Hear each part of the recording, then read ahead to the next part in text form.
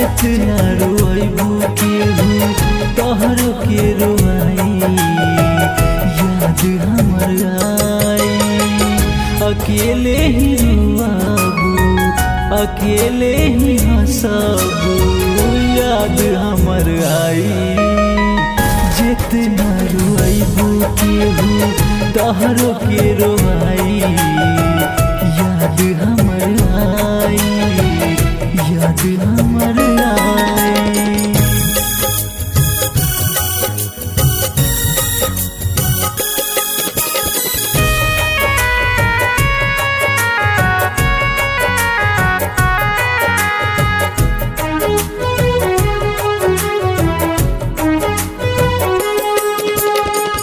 होके दूर कहीं पैबू न चैना, सावन के जैसे बरसी हो नैना।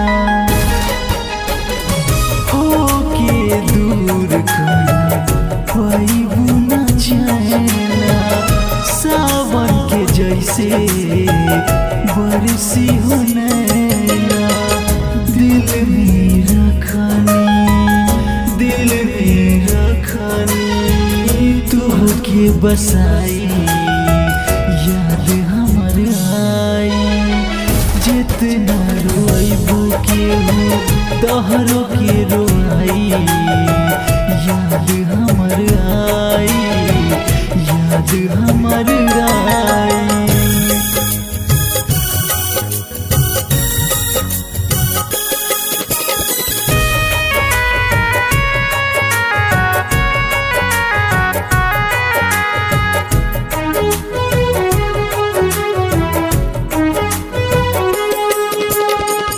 कैलू न प्यार को हमरा भरोसा, देके तू जातारू राजवीर के धोखा। कैलू न प्यार को हमरा भरोसा, देके तू जातारू राजवीर के धोखा।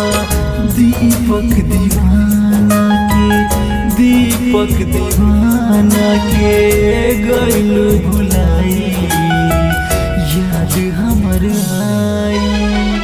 जितना रोइबू केहू